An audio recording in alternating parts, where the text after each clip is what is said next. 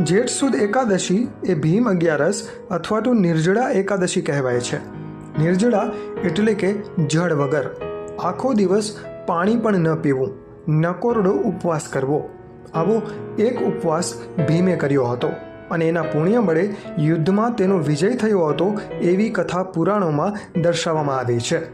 બધા જ પાંડવો વર્ષની દરેક અગિયારસનો ઉપવાસ કરતા હતા, પણ ભીમ ભૂખ્યો રહી શકતો નહોતો.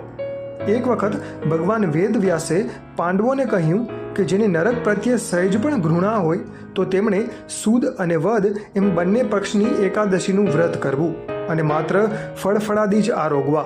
આ સાંભળી ભીમ બોલ્યો કે હે ભગવાન, મારા ઉદરમાં વૃક નામનો અગ્નિ પ્રજ્વલિત છે, જે અન્ન વિના તૃપ્ત થતો નથી. એટલે એક વર્ષના 24 ઉપવાસ કરવા મારે માટે સંભવ નથી. માટે એક જ ઉપવાસથી મને વર્ષની તમામ એકાદશીનું ફળ પ્રાપ્ત થાય એવી એકાદશીનું વ્રત જણાવો. ત્યારે મહર્ષિ વેદવ્યાસે કહ્યું કે જેઠ માસમાં શુક્લ પક્ષની એકાદશીએ નકોરડો ઉપવાસ કરવો, પાણી પણ પીવું નહીં. એવી રીતે ઉપવાસ કરવાથી 12 માસની 24 એકાદશીનું ફળ મળશે.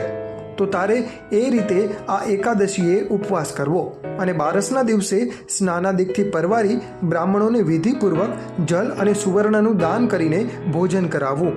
પછી તારે ભોજન કરવું. એમ વ્રત કરીશ તો તને 24 એકાદશીનું ફળ મળશે. વ્યાસજીની આજ્ઞા અનુસાર ભીમે પણ અન્ય પાંડવો સાથે જેઠ સુદ એકાદશીનું વ્રત કર્યું. ત્યારથી આ એકાદશીનું નામ ભીમ એકાદશી અથવા તો ભીમ અગિયારસ પડ્યું.